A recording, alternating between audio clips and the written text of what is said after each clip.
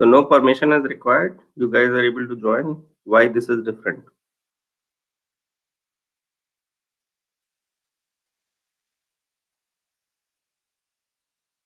No idea? Okay, fine. Sir, in the settings, there is a quick access. If we on it, then like in the meeting Okay. details, I think. If we on Okay. it, then there is no requirement of like accept. Okay. ठीक है देखते हैं वो कहाँ है. So for polymers, I think for this week I will upload the second lecture also, and we will start with the theory course from the next lecture, theory course for modeling and simulation. So in this lecture, we will talk a little bit about the project which you have to do. I hope you have got the project from Dr. Prince, understood it. You have to devote some time for that, also for this one. So let me take out the whiteboard and start it.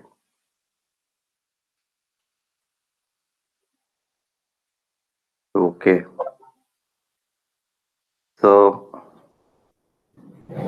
So the problem I gave you was to model the probability of brittle fracture, also known as cleavage fracture.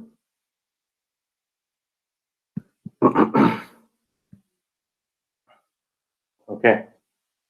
So brittle fracture can happen in many materials. So usually it happens in ceramics. It also happens in metals, as you know, at lower temperature, all of them. So irrespective of what it is, FCC, BCC, HCP, I am not so sure about other crystal structures, but these also fail in a brittle fashion at at sub-zero temperatures. And looking thermodynamically, it should be for every other crystal or amorphous material, because the translational energy of the atoms will go down as you approach absolute zero, and therefore it will not be possible for any of the atoms to move and resist the material deformation by flowing in certain ways. So how do you resist it? You actually don't resist it. If you resist the applied force too much, then you are brittle. In order to be ductile, you have to take it. You have to take it and you have to deform, adjust yourself to the forces so that more you can take on without getting damaged too much. But that's a part and parcel of this thing, that as soon as the force or displacement is applied, there has to be some amount of. So as soon as there is a permanent deformation, there has to be some amount of permanent changes which will contribute to the damage. So if you look at the fracture toughness, for instance, of ceramic materials, what do you think it should be? What is the order of fracture toughness for ceramics? Have you seen or touched or used a ceramic material before? Yes, sir. Which one?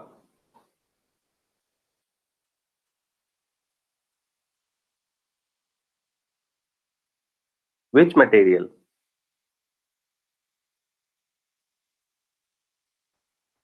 So like in the like cups and plates. I don't know Yeah, the China material. clay, the Yes, sir. clay material. Yeah. Anything else? Sahar, कुछ use किया है ceramic? Gaurav? Sir, are the tiles of flooring ceramics? Yeah. Yes, sir. Then And so that was the. What do you think is your first experience with ceramic walls?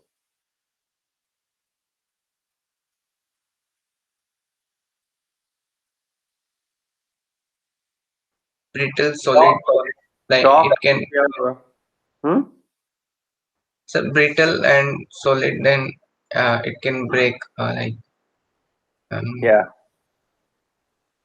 it doesn't behave like metals and it can break and part So if probably we the throw it. first material which was very brittle, which you have used in your lives, would be glass.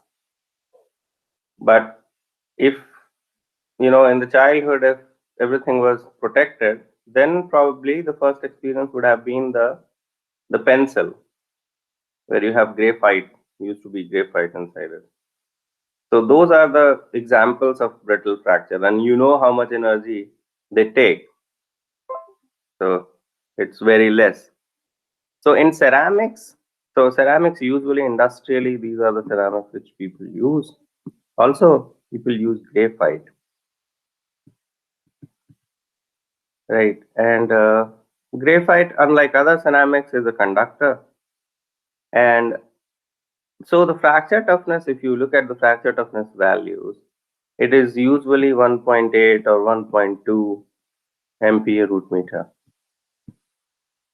And if you look at metallic materials, you might have 200, 100, 150 or so MPa root meter.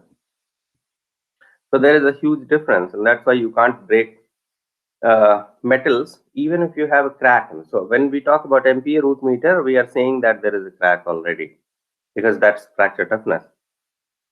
So even if you have a crack, it is not easy to break metallic materials, but it is very easy to break ceramic materials.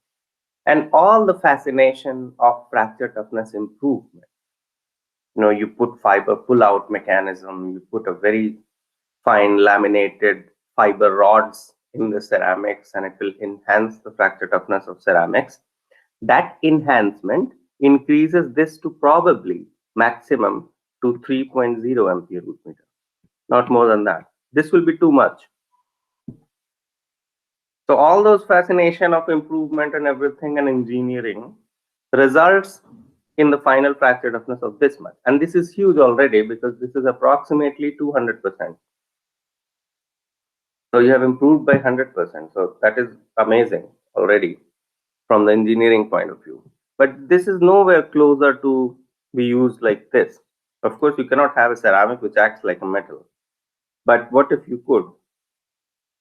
So, so that is the effect of brittle fracture. Not only that, but also materials property. So let us now decrease the size of the problem, and then we will expand it again. So we are talking about cleavage fracture, and if we look at cleavage fracture in metallic materials, so you have seen ductile to brittle transition temperature, where we plot impact energy. We can plot lateral strain. We can plot percentage of dull fracture or ductile fracture, and you get this kind of curve, sigmoidal curve, right? And in BCC alloys, you see that here it is completely brittle fracture. So this is called lower shelf. And here you will see that the impact energy is approximately 4 joules. Less than 4 joules is inaccurate, because you don't know how much the air friction coming in the machine. So unless you have the whole impact testing machine in a controlled environment, less than that is a complicated value. But 4 to 6, you will get something like this at approximately minus 196 degrees Celsius. So there the material is completely brittle, because atoms are not ready to move at all. So you simply break the bonds and create the surface. There is nothing which goes into permanent deformation. Well, not nothing. A little bit has to go, and that is the assumption. Also, many a times reality. The assumption is that before, well, I shouldn't call it assumption. So the fact is that before doing before the brittle fracture starts, there has to be plasticity. So these are the important facts which you will need probably if you have to find out the probability of cleavage fracture. So there can be other types of brittle fracture where plasticity may not be required. Okay, but in this case, it is called slip induced plasticity or slip induced brittle fracture. Slip induced plasticity doesn't make any sense. So it means that the fracture will happen before, so it has to be preceded by a very small, it can be as small as possible, but there has to be some amount of plasticity, and that plasticity is coming because of slipping of the dislocation. So if we are talking about this phenomena, then we are sticking to metallic materials only, right? Because we cannot go in polymers because there will be no dislocations which can slip. And we are not talking about ceramics also because there also slipping is not possible. So we are sticking to metallic materials and we are sticking to the brittle fracture of metallic materials. Okay. And the physics, or well, the order of the event is, so let us say that we have a specimen which has a crack in it. And why we are saying slip induced, that if slipping is possible at any temperature, so obviously at 0 degree Kelvin, I do not know what will happen, but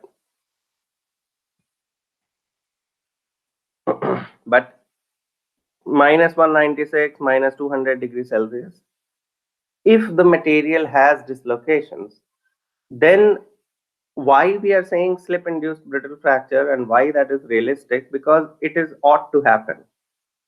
Because as soon as you apply a force or either a force or a strain, whatever, so you load the sample, as soon as you load it, the stress is going to follow Irwin's behavior at a remote location, right?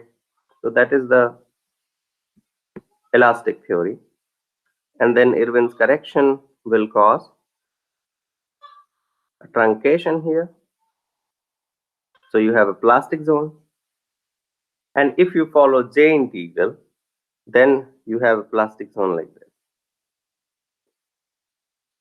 So what I'm trying to say here is, as soon as you apply stress, and however small this stress can be, if there is a stress, it is going to be asymptotic at the crack tip. So the stress intense is going to be intensified.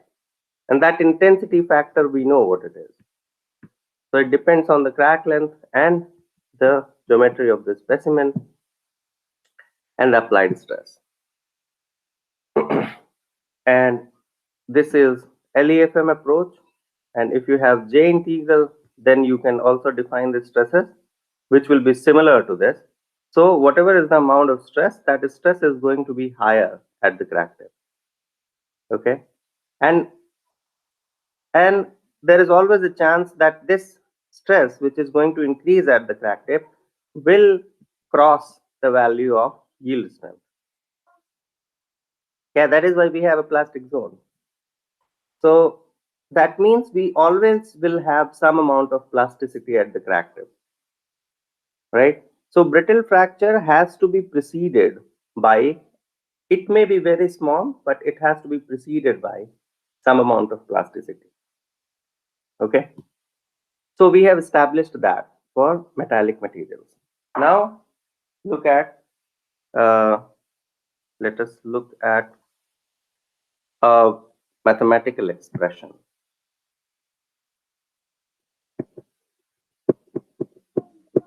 So we so far spoke about the brittle fracture and why there will be plasticity and why that assumption is realistic and why do we work with it.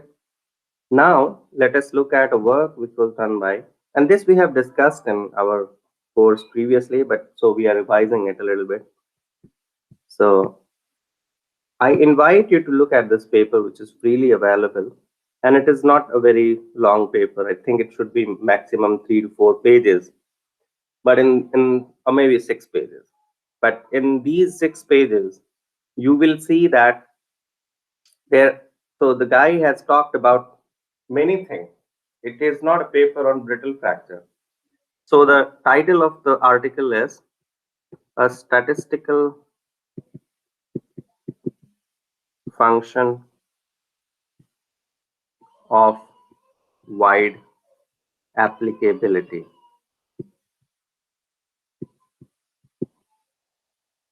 And I think it should have been somewhere. I don't remember. I think it should have been 1958, 61 or something like that.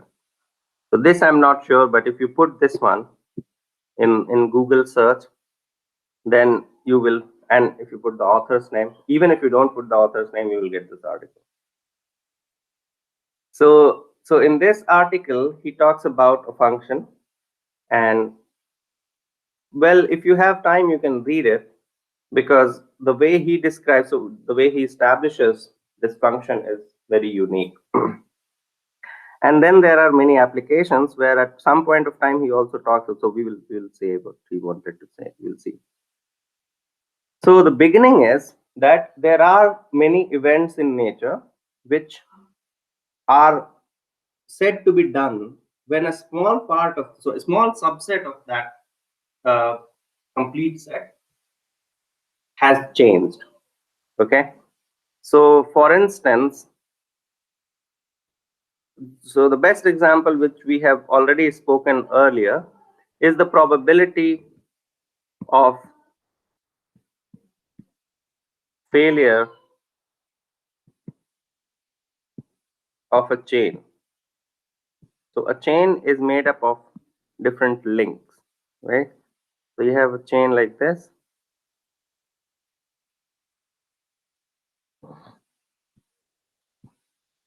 And this chain is a chain as long as all the links are connected. If one link fails, it is not a chain anymore. The chain has failed. So the failure event of the whole chain is described by the failure of single link, right? And this is one example of such event. Then another example where, so we will give another example, is yielding of the material is also such an example. But apart from yielding, there is an example where he describes the probability of dying of a person.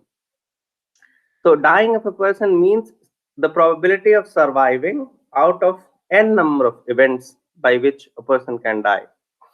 Okay, so there are n number of events because of which a person can die. There can be some disease, there can be an accident, there can be any other reason. There can be a pandemic, for instance.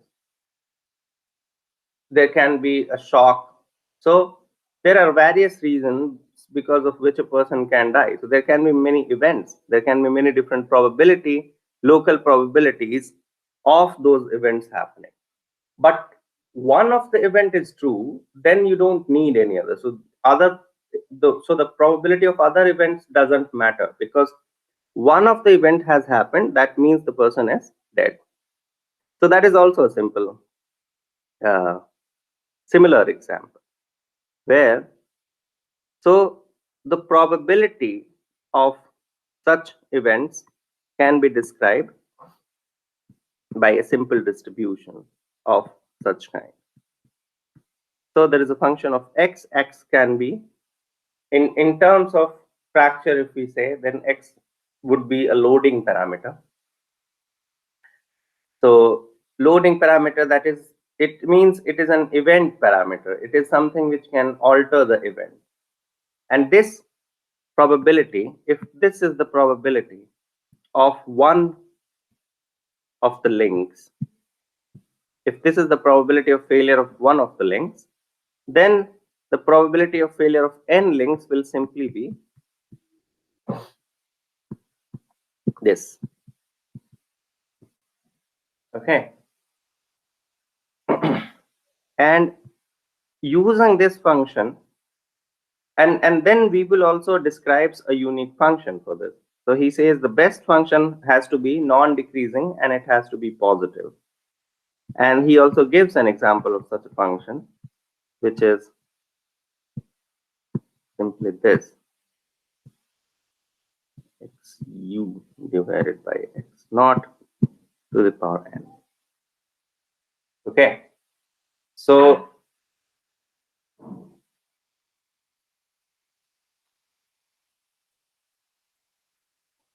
I'm not so sure about this power n.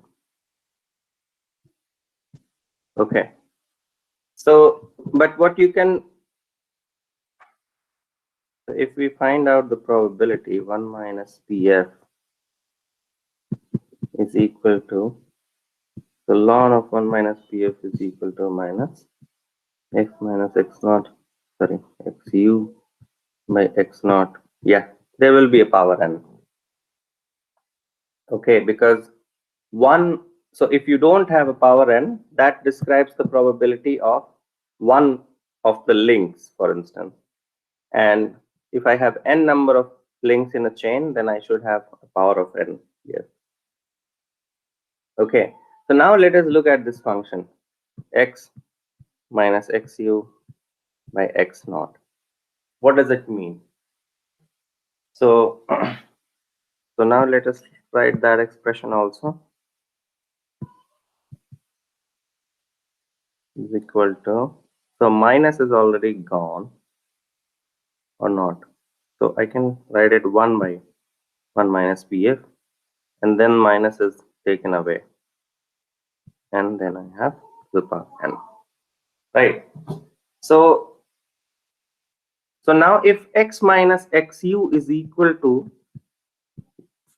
x naught, then what will happen? Then this will be 1. Right. And then what will be the, am I audible still? Yes, sir. Yes, sir. Okay. So if x minus xu is equal to x naught, then this becomes 1. Then ln of 1 minus 1 by pf is equal to 1. Right. So 1 minus 1 by pf is exponential 1. Or exponential 1. Yeah. I can do it negative. So this will be negative 1 minus pf, and pf will be equal to 1 minus exponential of minus 1. How much is exponential of minus 1?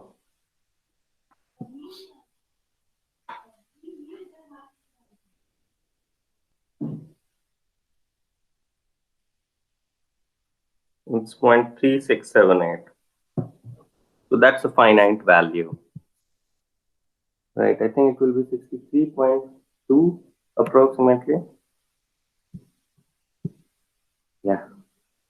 So PF is equal to 63.2.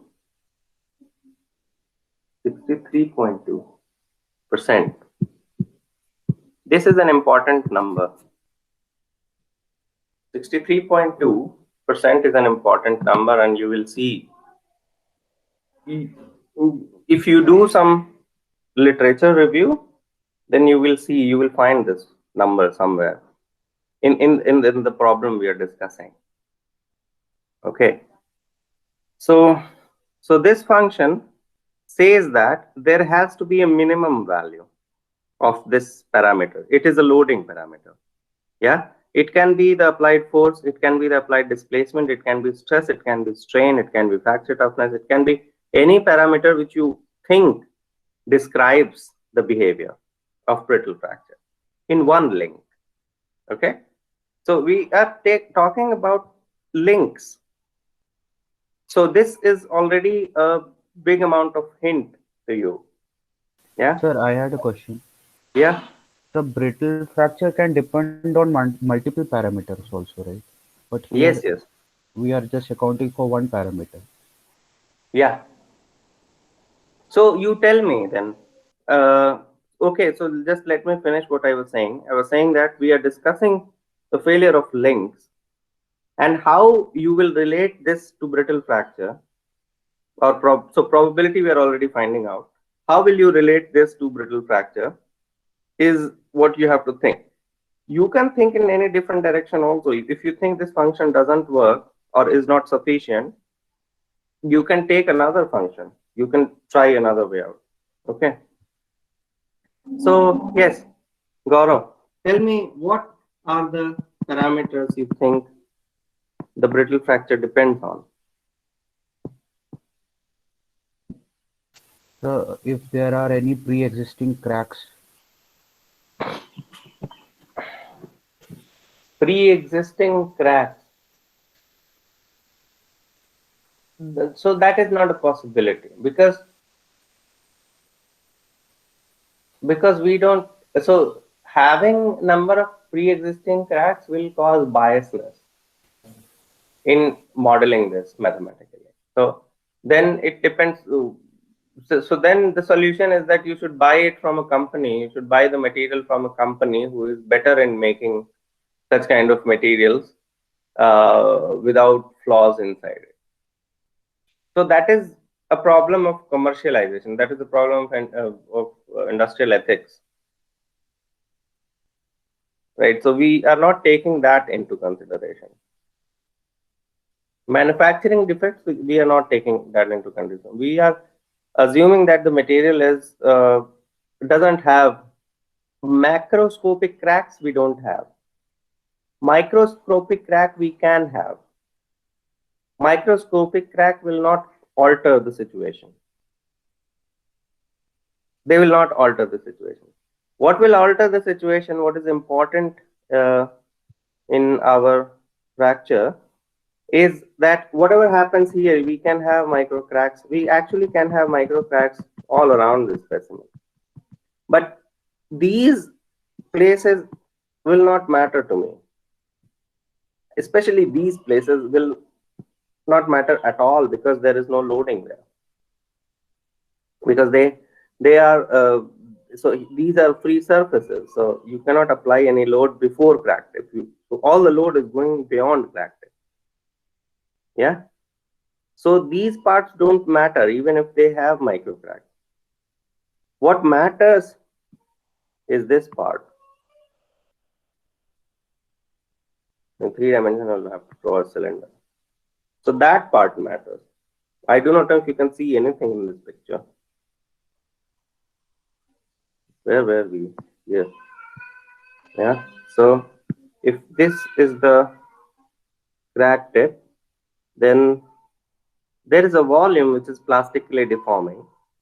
And whatever is happening in the sea, what I told you is that before brittle fracture, you have to have plastic deformation, right? So now consider this specimen, and in this specimen, in these areas, there are no plastic deformation. So those areas don't matter to me. They will not describe the event. What will describe the event is this part, because here only plastic deformation has occurred and brittle fracture will start from here. It has to. As long as crack tip doesn't move here, you will not have any plastic deformation in this area. And in order to have that, the crack has to propagate. And in brittle fracture, once the crack starts propagating, there is no stopping. That's why it is called catastrophic fracture, unless it is a gel. But that's a different thing. In metallic materials, in brittle fracture, crack propagates approximately with the speed of sound.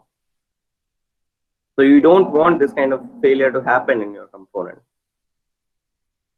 Anyways, those are different things. So what I'm trying to say here is this is the area which is described, which will be describing, which is connected to the event, not other areas.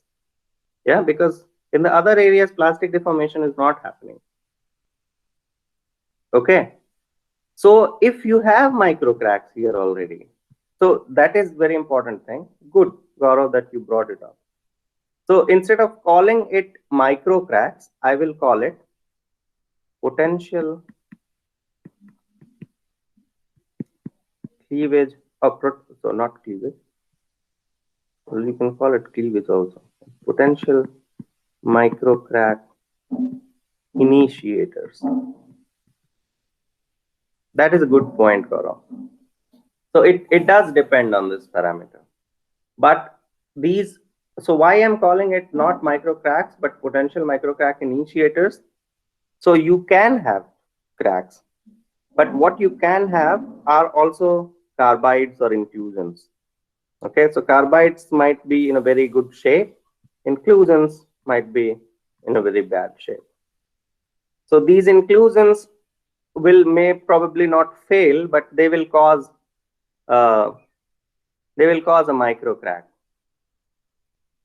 But these carbides, they are very brittle, like the pencil which you have seen.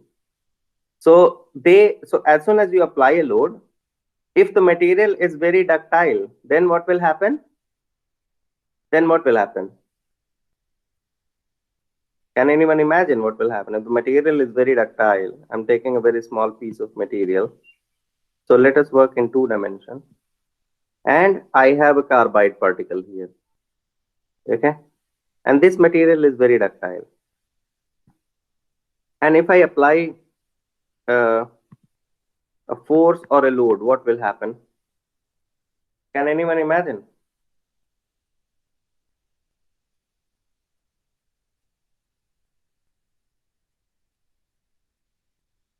So there will be a formation of void, like at that point. But where will this void form?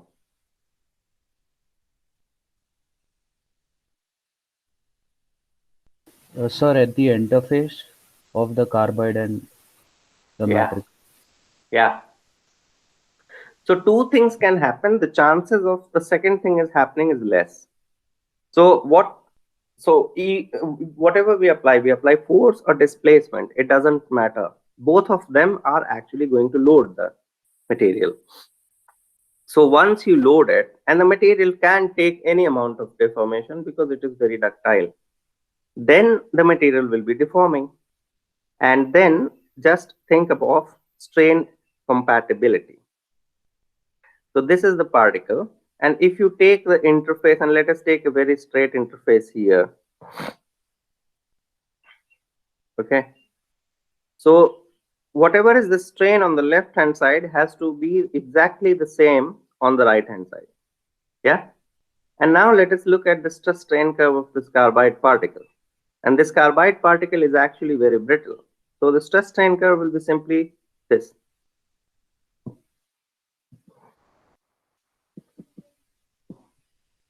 But because the matrix material is very ductile, the stress strain curve of that material can be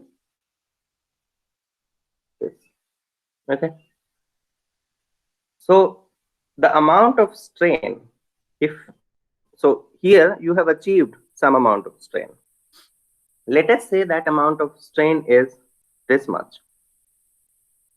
Okay, that is the amount of strain which you have achieved because of deformation.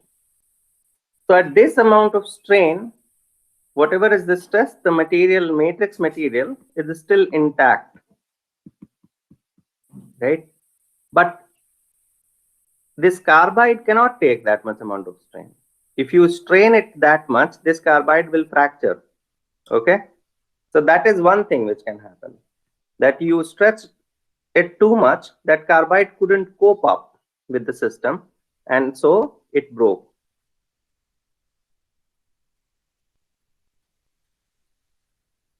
It broke, and it broke like almond or something, and you have a space between that, so that's a void. Okay, and now that void will have to grow. Obviously, I'm taking a very small volume, so you will have more than one carbides. So you will have more than one voids, and these voids will grow. Okay, this is what will happening if the material is very ductile. If the material is very brittle, then what will happen? Even if the material is very brittle, it cannot be more brittle than the carbide. If it is much brittle than carbide itself, then we are obviously not talking about metallic material. Then we are talking about ceramic. Okay. So even if the material is very brittle, but in that case, the stress strain curve of the material will be something like this. So stresses will be very high. Okay. And in that case, before you can stretch it to any amount of strain, you will reach a criteria of stress where stress will be higher than this. You understand? So you don't need to stretch it too much because both matrix and carbide are brittle. So if you are stretching it, the stress is increasing, and the stress increases so much, matrix can take more amount of stress because now matrix is brittle, right? But carbide will reach a point where it cannot take the stress and it will just break again. And once it breaks, it will again create this space. Okay. But this space, in this case, when the matrix material is brittle, in that case, this space will not act as void, but it will, so we call it micro void actually, but it will act as a micro crack. Okay. Because material is brittle, so this void, what happens when we call it void, ductile material, it's a micro void. The material is getting stretched, this void grows. Then there is a neighboring void, and then they join together and they become a big void. This is the mechanism in ductile material. In brittle material, this cannot happen. You obviously have a void, but this void is like a crack. If you stretch it, this void will not grow like this void, it will grow like crack. Yeah, because any circle is also a crack, and the material is so less capable of taking the load that instead of growing slowly like void and joining with others, it will simply propagate like a crack, and there will be another micro crack, micro void, who call it micro crack. It will also propagate and they will join together. They will become a big crack instead of big void, and it will be a catastrophe. So it will be a complete failure. Now you understand the event a little more, I hope. You understand the event of brittle fracture in a greater detail. And what Gaurav said, after describing this, now probably you can fathom why I call it potential microcrack initiators. So if it is a complete brittle environment, if we are at a very, very low temperature where material deformation is, well, just that much possible that you will have a little bit of plasticity, then all of these secondary phase particles will generate micro cracks. Fine. So all of them are able to create micro cracks. But if you are in a zone where a little bit of ductility is also possible, a little bit of brittlity is also possible, in that case, not all of these particles will contribute to micro crack. Some of them will break to become voids. Some of them will become micro cracks. But let us not go into that complication. I'm talking about a situation. Where did we draw the, probably, yeah. I'm talking about a situation somewhere here, mostly here, where you can have initially the carbides are becoming void, but as the crack propagates, the situation changes, and these same carbides then starts becoming micro crack. So basically, these carbides are just failing. Their phenomena is not changing. In both cases, they are just breaking. They're doing the same thing. They're creating a space. And when the material is ductile, we call it micro void. When the material is very brittle, we call it micro crack. That's the thing. The carbide is not discriminating. The material has changed. Okay. So this is why I call it potential micro crack initiators. They may or may not initiate micro crack, depending upon. Also, another parameter is constraint. If you have a very thick specimen, then all the particles will feel same amount of constraint. Yeah. And if there are not so many, then they will not, right? So this is one of the parameter. Then what we discuss is that this volume is the volume which contributes to the brittle fracture because we assume that plasticity happens before brittle fracture can happen. And then we also discussed a little bit about the two major criteria people use to describe an event. One is called stress-based criteria, and another is called strain-based criteria. And you just saw that in the ductile material, we saw that strain becomes an important parameter to describe what will happen. And if the material is brittle, then instead of strain, stress is the event determining or defining parameter. So instead of stretching the things to reach a certain amount of strain, you are fulfilling the failure criteria based on stress because material is now very brittle. But if it is very ductile, the stress will not play much role because matrix can take an amount of stress, but strain will cause failure in the carbide. So these are the two parameters which you can use. And now probably you know that in brittle fracture, you should be using stress-based criteria instead of strain-based criteria. Now I will come to the final thing, which is the last nail in the coffin probably, and that is the work of Landish and Schaffer. So Schaffer will write like this. I don't remember the year, somewhere, I don't know, 60s, 70s, 80s. But Landis is alive, so it should be. Should be 70s, 80s. Okay. So what have we established? We have established that a little bit of plasticity will happen. So if we stick to that, then we know that whole specimen is not contributing, a small portion of that is contributing, right? That we have established. Second thing what we have established is, what Gaurav said, is that there is another parameter. So those are the number of carbides, what are the number of carbides, the size of them, the distribution of that. That is also there. Okay. You can take that complication. I would be happy to see if somebody comes up with a theory which can incorporate that effect also. So that is there. Apart from that, why are we saying that there is a probability? Why are we saying? So there is a carbide, it becomes a micro crack and it will fail. What is the probability there? So then is this probability just connected to the probability of finding a secondary phase particle in certain volume? Is that just it? Or is there something else also? So that was found by these people, Landish and Schaffer. And what they did basically was experiments. Experimentation sounds very simple, but it is the best thing you can do to understand what is happening, as long as we are not in quantum field. In quantum field, you cannot do experiment. You have to do calculations only without seeing anything. So what Landish and Schaffer did, they broke these kind of specimens, which I have drawn over and over again. Where is it? This kind of stuff. So they just loaded compact tension specimen, broke it, and looked at the fracture surface. Okay.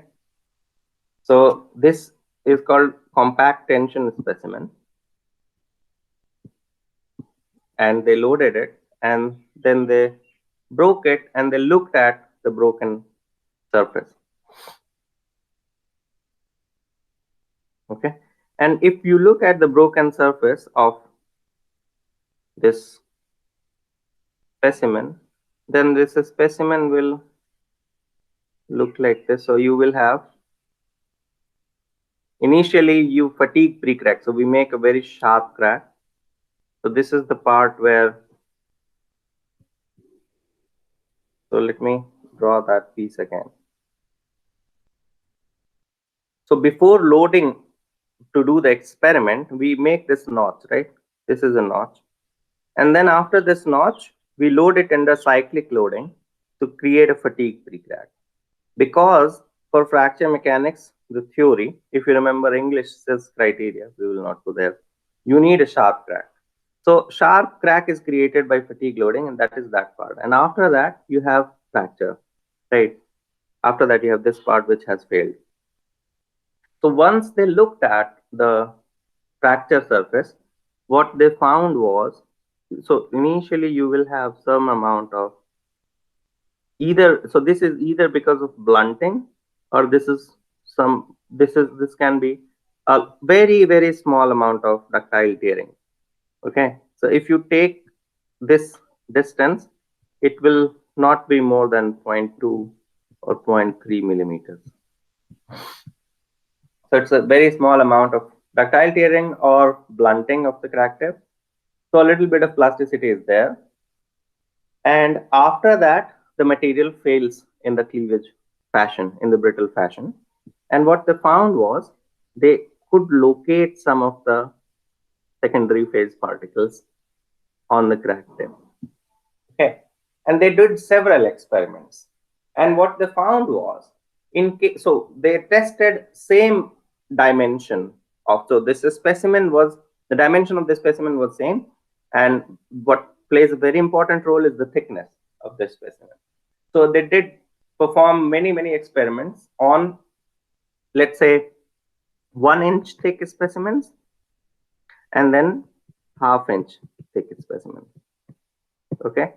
And all other test parameters were not changed. So what they found was that probability of brittle fracture or cleavage fracture for a larger thick specimen will be high or low, Gaurav?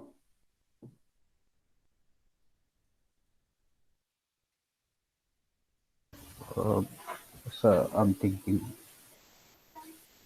So what do you think? What do you think Can you repeat, sir? Which part? The question. The question is that they did experiment on two differently sized specimens. So one was 1 inch thick, another was half-inch thick. So for which size of a specimen you think the probability of fracture will be more?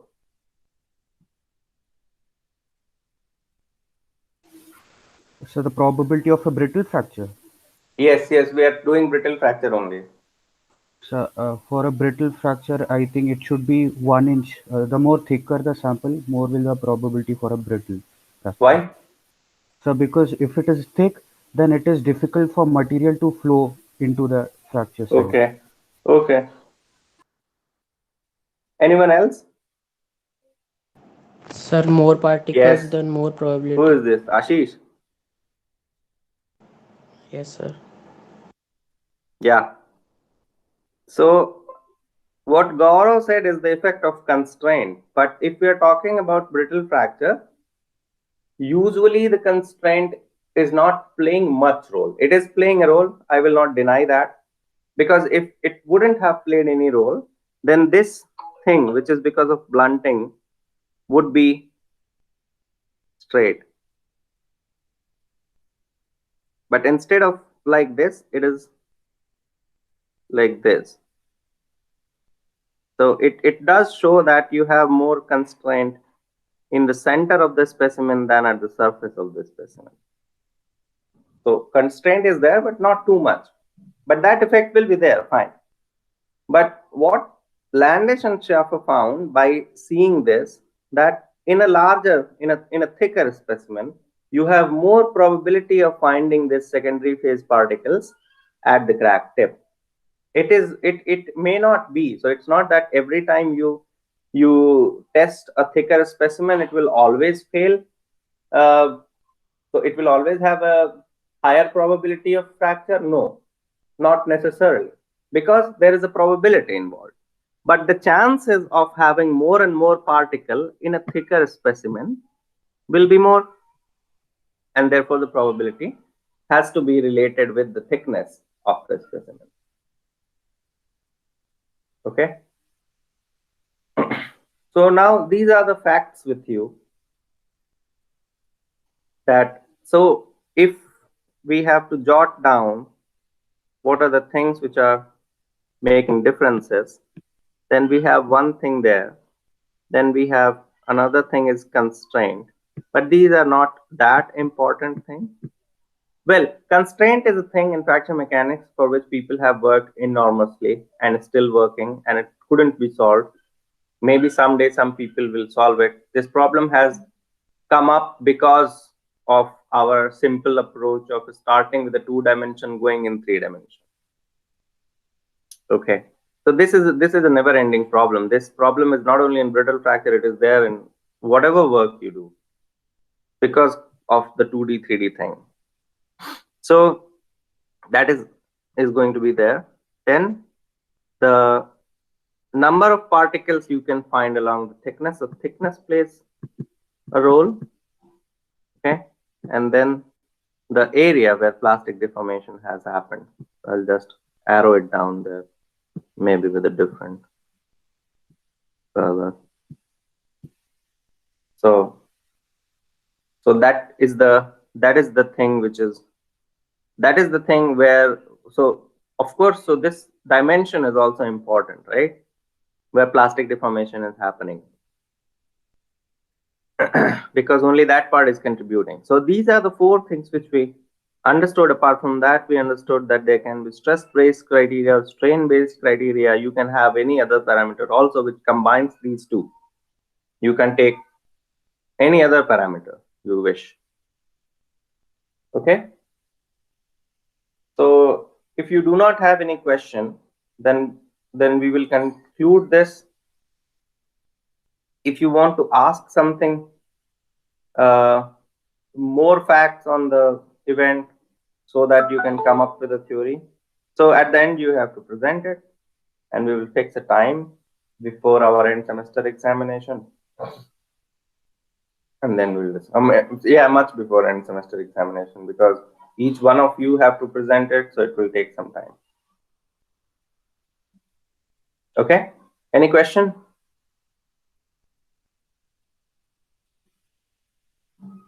So we have to present it as in a Word format or a PowerPoint presentation?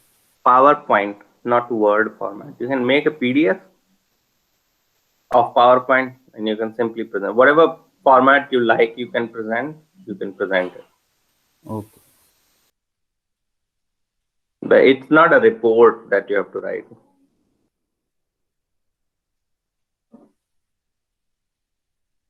And there will be no group, so it has to be individual.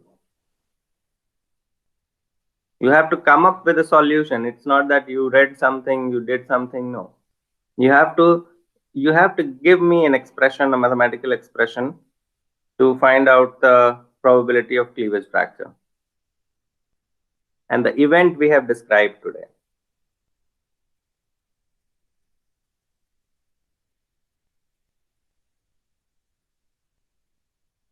Okay. So look at this paper. It is not necessary for but look at this paper. It will be good to understand the probability thing.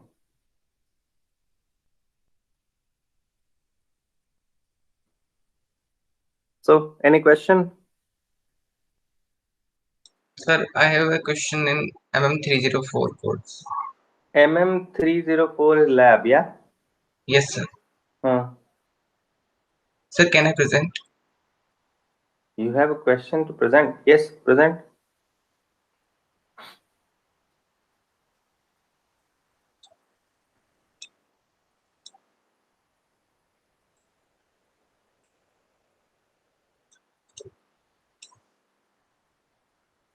Yes, sir. This is a given data for the creep test, and I have plotted the creep strain versus time from the given data, but it is not looking like that is standard or Come like, again, creep strain versus time data, and then what? It is not looking like what? what is standard or like Yeah. that we see curve like that. Yeah. So what is should we do something different from that? No. There is no fault from your side. Yes, sir. There's no fault from your side. So this experiment was performed, and this is the real data. So there is, so what you're plotting is correct. Yes, sir. Okay.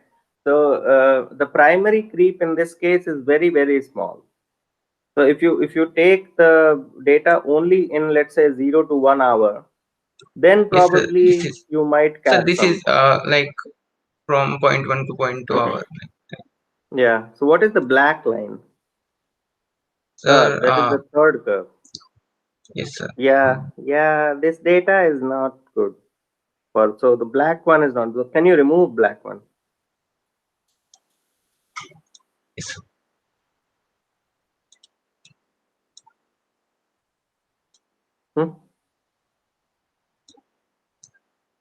Yeah. So Yes, sir.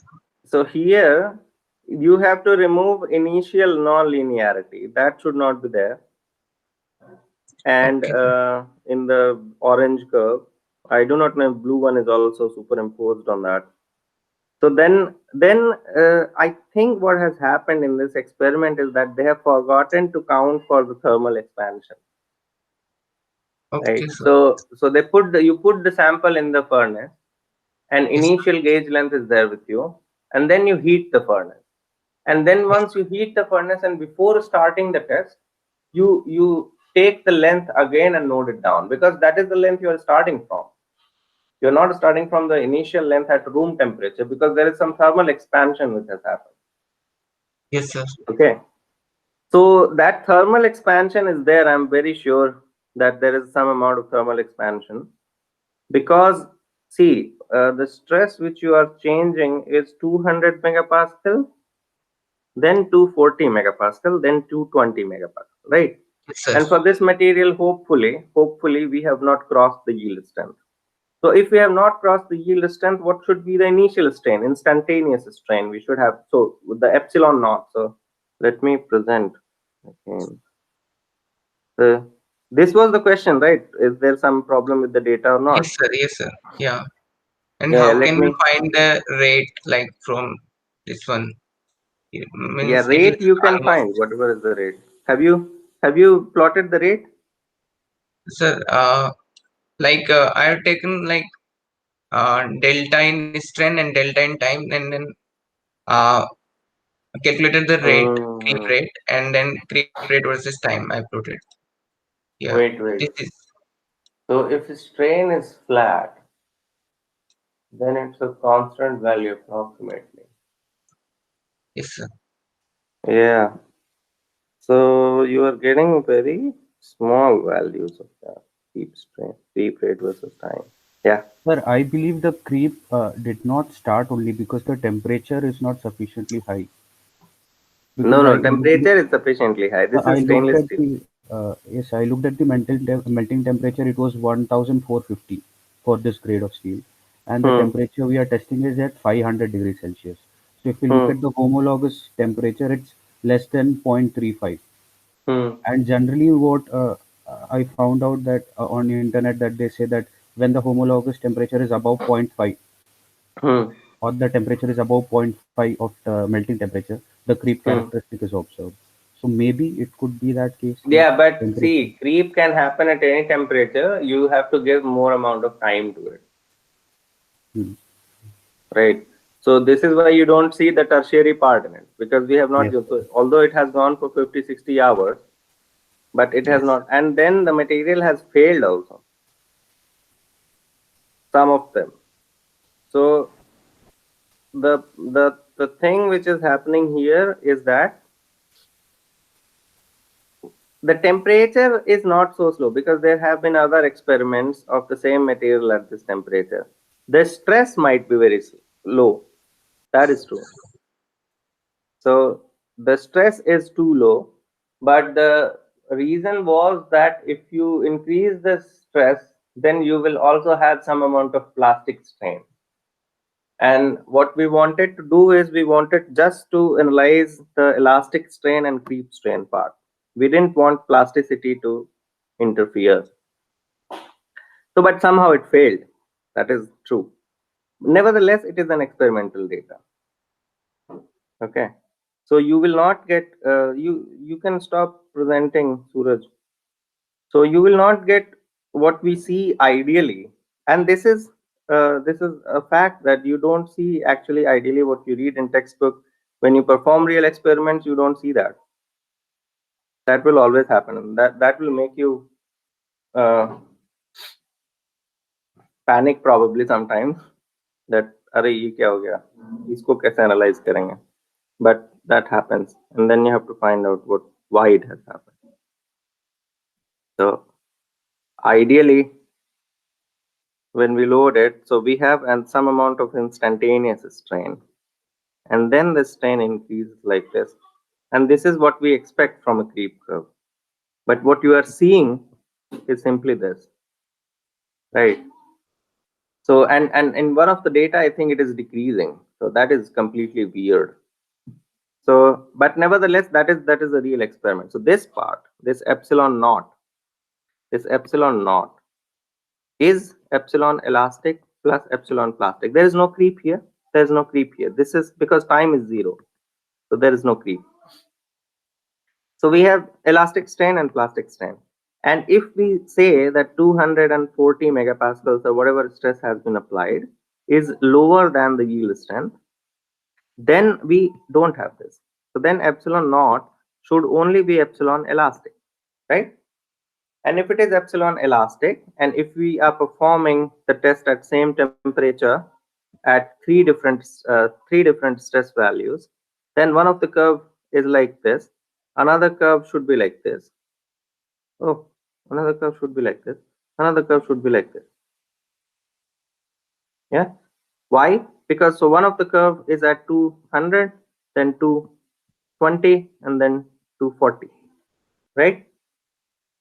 These are three stress levels, and the yield strength is, so these values are lower than yield strength, and therefore these epsilon naught 1, epsilon naught 2, and epsilon naught 3 should be how much? Epsilon naught I should be sigma I, whatever is applied, divided by the elastic modulus, right? So sigma I is, let's say, 200 megapascal divided by elastic modulus 200,000. It will be more or less close to that. So this is megapascal. So this is 10 to the power minus 3 is the strain, right? And then if you do it 220 divided by E, how much will be that? So that will be 220 divided by 200 into 10 to the power minus 3. So that will be 1.1 into 10 to the power minus 3, and then 240 divided by 200 will be 1.2 into 10 to the power minus 3, right? So this will be epsilon for the third experiment. This will be initial epsilon for the second experiment. But you will not see this. You will see huge differences in strain. In what Suraj has plotted, you will see that. So for the first experiment, the second experiment is starting somewhere there. The third experiment is starting somewhere there. And that is probably because thermal expansion is not taken care of. Okay. So if you want, what you can do is you can do the following, because strain, once the length has been achieved, the strain will not change, and strain data is given to you. See, there might be some problem in the guy who did the experiment. I do not know because I was not present when the experiment happened, but this is what I'm assuming. So what you can do is you can either shift these curves by to have an initial strain of these values, or what you can do is you can take the linear thermal coefficient of expansion for steel, and then using that coefficient of expansion, you can actually find out what should be the change in length if you reach from 25 degrees Celsius to 500 degrees Celsius, right? And if you do this change in length, then and if it matches, right? So let us take the second experiment, which was done at 220 megapascals at 500 degrees Celsius. I think temperature is same for all three. So in that Sir. case, what you can do is you have epsilon naught 2, which is 1.1. So epsilon naught 2 will be 1.1 into 10 to the power minus 3 plus you can have this much length. Because of thermal expansion, you will have final length is equal to this, right? So, so then initial strain will be L naught, L by L naught, right? Delta L. So L minus L naught by L naught, right? So, so then it will become actually very simple. So L is equal to L naught plus L naught into alpha T. I hope this formula is right. So then it will be L minus L naught by L naught. So actually the strain is alpha T. Yeah, that is the thermal strain. So alpha into, so it should be delta T. So this will be 500 minus 25, right?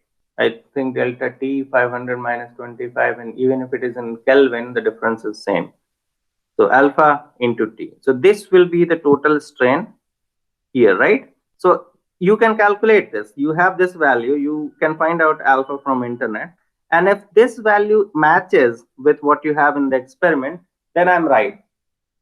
Then probably they have forgotten about thermal expansion.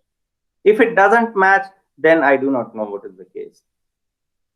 Okay. But one thing I know that all these three experiments should be very, very close to each other because the difference in the initial strain is not too much.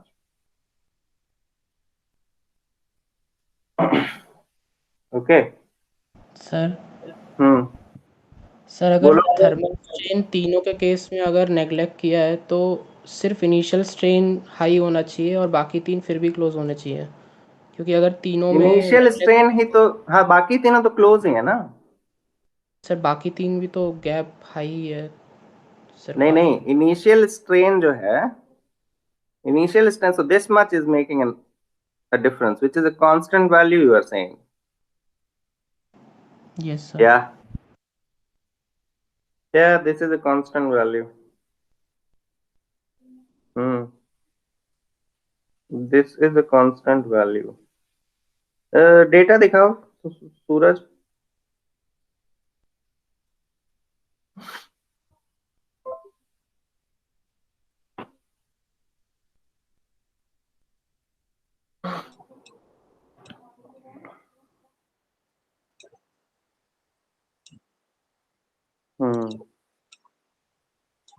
So strain value is yeah no वो जो curve है ना orange वाला, just उसके बगल वाला.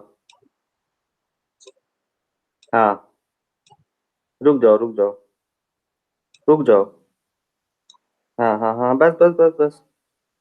So it is starting from 0.007 and the other one is starting from 0.016.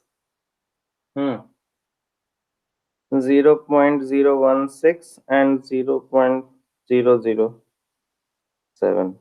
So 0.007 and 0.016.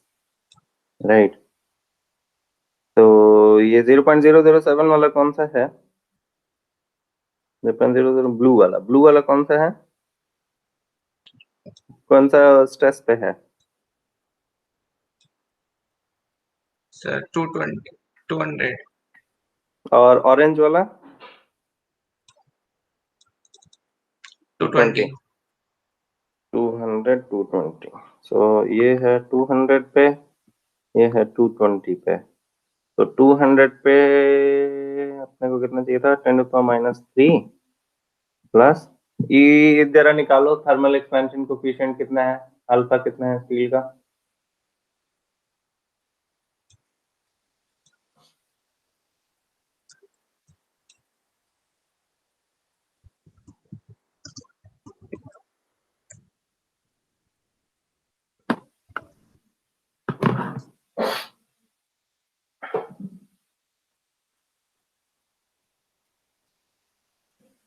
Eleven to 13.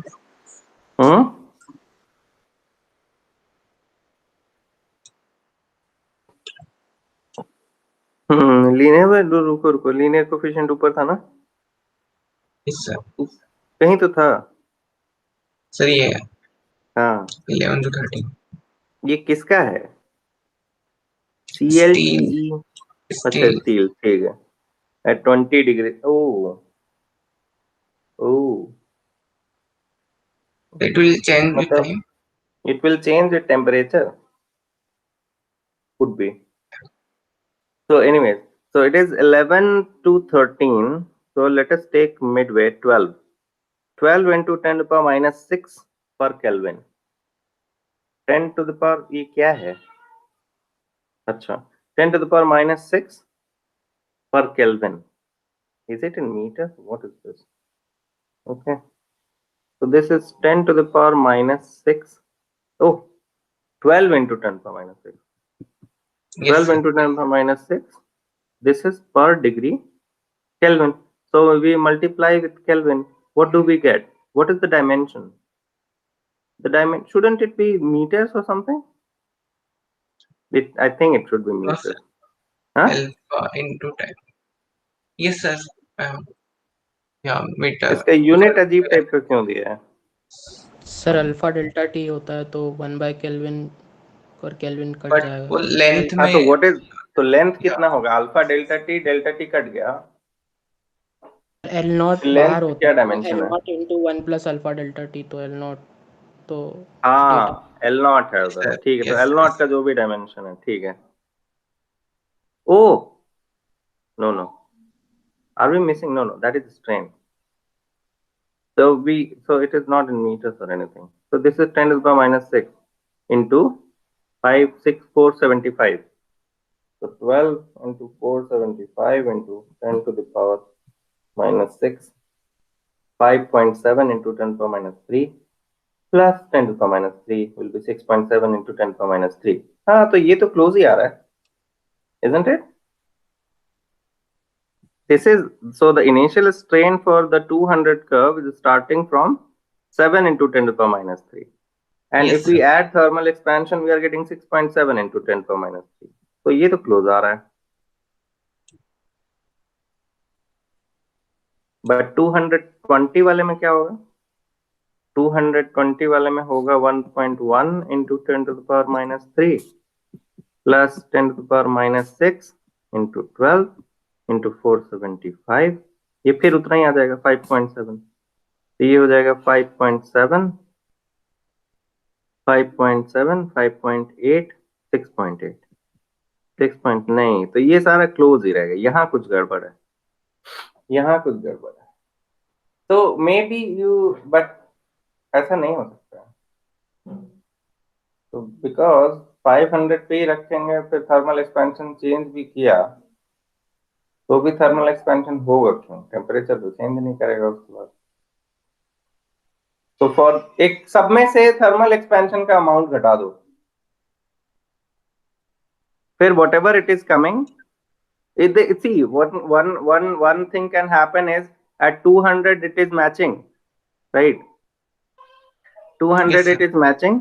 220, 240 we might be getting some plastic strain. That can happen.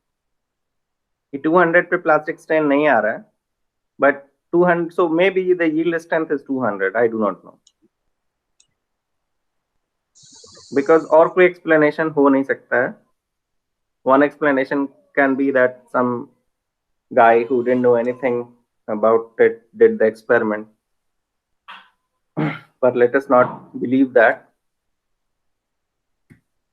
And so remove the thermal expansion part, and primary part में जो initial जरा सा slope आ रहा है, that is your primary creep. So in this case primary creep is very small. See, whatever is coming, whatever Yes, sir. is the strain versus time and strain rate versus time, whatever you are calculating is right. There is no problem with your analysis. Yes, sir. Okay, so you put that in the report. ठीक है, Okay, sir. ठीक. तो इसका जो है वो strain correction कर दो. इनिशियल जो स्ट्रेन करेक्शन है, रिमूव द थर्मल एक्सपेंशन. अच्छा एक मिनट रुको. So we can check if it is because of plastic strain.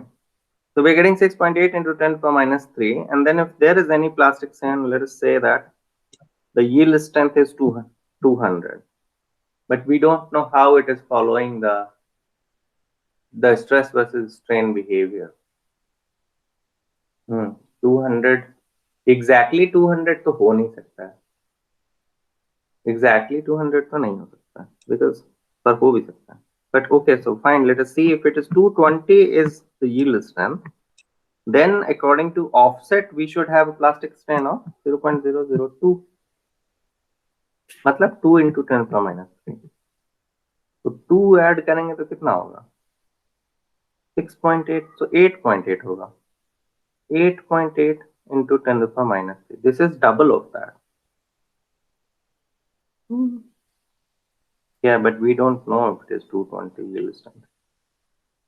ठीक है, anyways, so whatever it is, you just report it in the lab report. Okay. Okay, sir. Okay then, so we end the session and hopefully you can model the problem. ठीक है. Okay, sir. Thank you. Thank you, sir. Oh, bye, Thank you, bye. sir.